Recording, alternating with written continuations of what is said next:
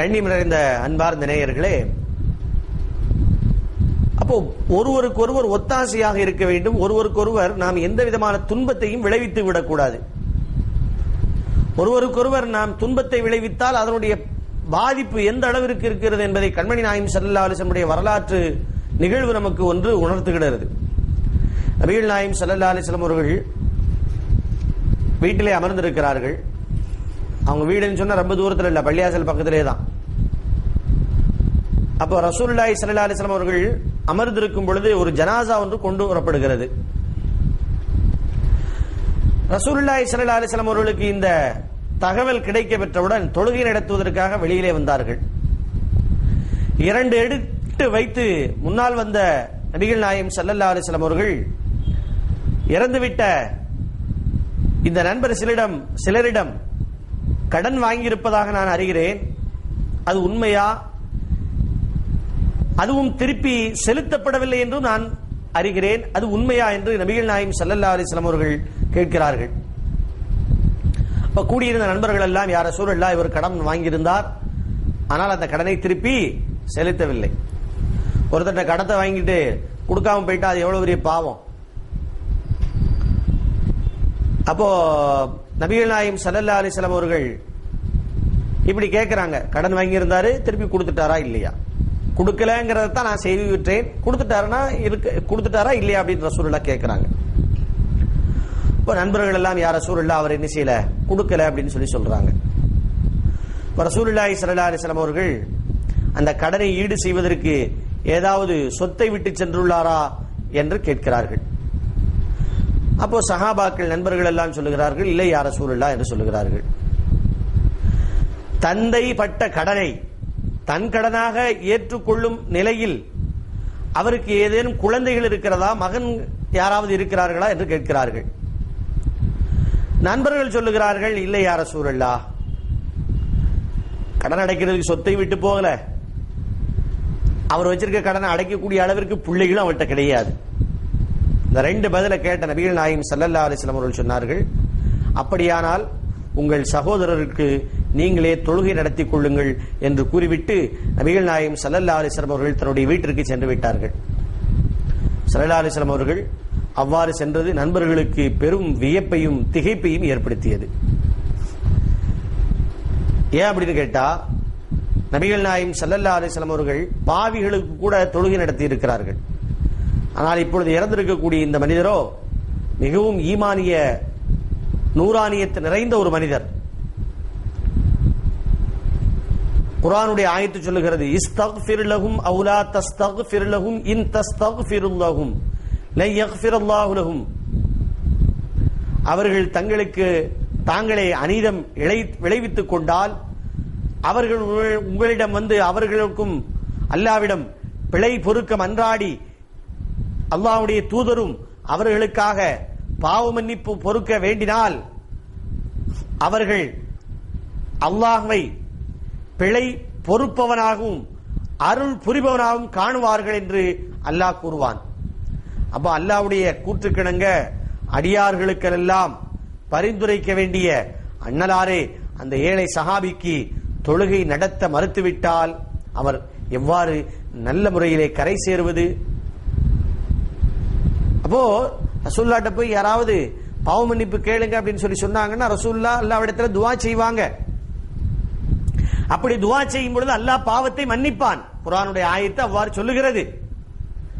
அப்படியெல்லாம் இருக்கும் பொழுது நபிகள் நாயகம் ஸல்லல்லாஹு அலைஹி வஸல்லம் அவர்கள் இந்த ஏழை சஹாபிக்கு ஏன் தொழ வைக்க மறுக்கிறார்கள்? ஏன் அப்படின்னு கேட்டா, இறந்தவருக்காக வேண்டி தொழுகுங்கிறது என்னது? அவருடைய பாவ மன்னிப்புக்கான ஒரு வழிபாடு. அது ஜனாசா தொழுகை எல்லாரும் தொழுகிறோம் இல்லையா?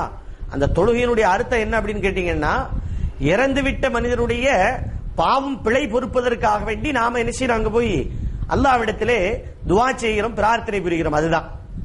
அப்போ இப்ப இறந்துவிட்ட இந்த சஹாபிக்கு பிழை பொறுக்க தேடுவது, கண்மணி நாயகம் ஸல்லல்லாஹு அலைஹி வஸல்லம் அவர்கள் வந்து தொழ வைத்து விட்டால் உடனடியாக அவருக்கு சொர்க்கம் கிடைத்துவிடும். ஏன் அப்படின்னு கேட்டா, தொழுகை என்பதே பிழை பொறுக்க தேடுவதுதான். ஆனா இப்ப ரசூலுல்லாஹ் வரமாட்டேங்கிறாங்க. சஹாபாக்களுக்கு ஒரே வியப்பு. ஏன்னா பாவிகளுக்கு கூட ரசூலுல்லாஹி ஸல்லல்லாஹு அலைஹி வஸல்லம் அவர்கள் பரிந்துரைத்திருக்கிறார்கள். பாவிகளிலேயே அவர்களுடைய காலத்திலே வாழ்ந்தவன் பெரும் பெரும் பாவி அப்துல்லா இப்னு உபை என்பவன்.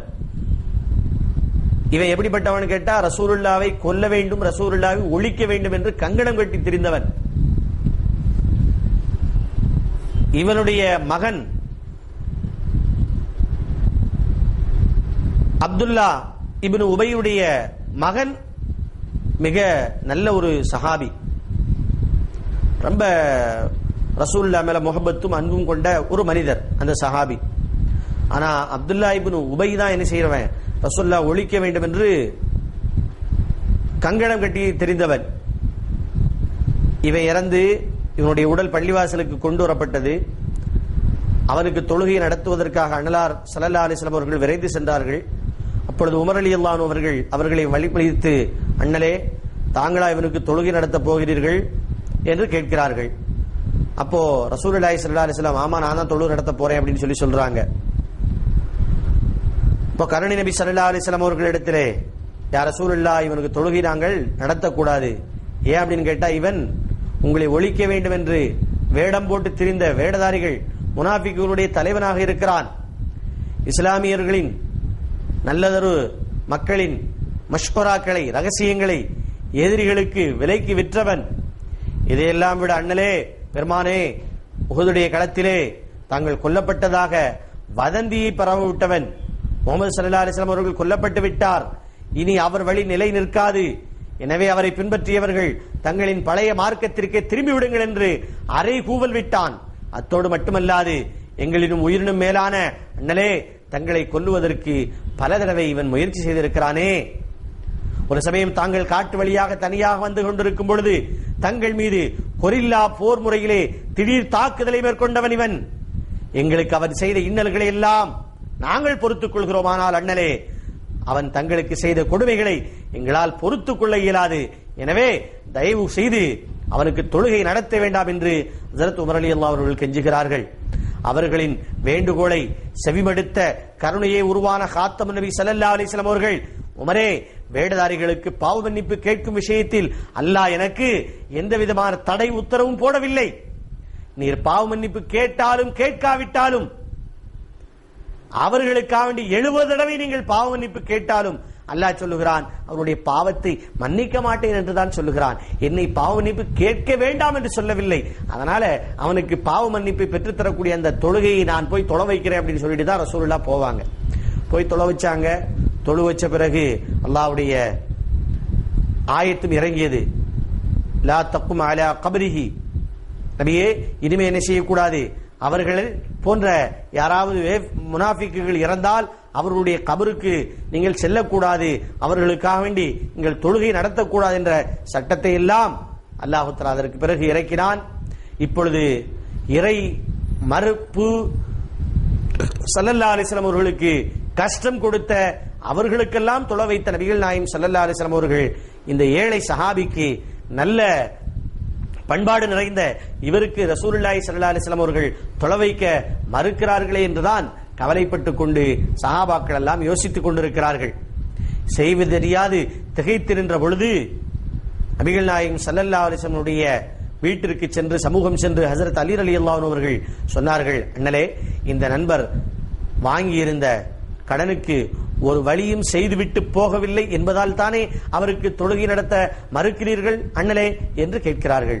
அப்பொழுது நபிகள் நாயகம் ஸல்லல்லாஹு அலைஹி வஸல்லம் அவர்கள் ஆம் என்று பதிலளித்தார்கள். அப்படியானால் பெருமானார் ஸல்லல்லாஹு அலைஹி வஸல்லம் அவர்களே, இறந்துவிட்ட இந்த சகோதரரின் கடன்களுக்கு நான் பொறுப்பேற்றுக் கொள்கிறேன் என்று ஹஜ்ரத் அலி ரலியல்லாஹு அன்ஹு அவர்கள் தெரிவித்தார்கள். உடனே நபிகள் நாயகம் ஸல்லல்லாஹு அலைஹி வஸல்லம் அவர்களும்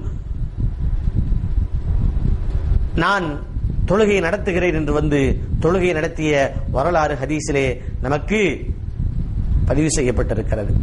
இறை விருப்பமில்லாத பாவிகளுக்கும் பரிந்துரை செய்த பெருமானார் ஸல்லல்லாஹு அலைஹி வஸல்லம் அவர்கள் வாங்கிய கடனை செலுத்தாது மனித உரிமையில் குறை செய்திருந்த அந்த ஏழை சஹாபிக்கு தொழுகை நடத்த மறுத்து அந்த அளவுக்கு மனித உரிமைக்கு முக்கியத்துவம் அளித்திருக்கிறார்கள் என்று சொன்னால், நாம் அந்த மனித உரிமைகளை சகோதர வாஞ்சையோடு பேணி பாதுகாத்து நாம் நடப்பது நம்மின் மீது கடமையாக இருக்கிறது.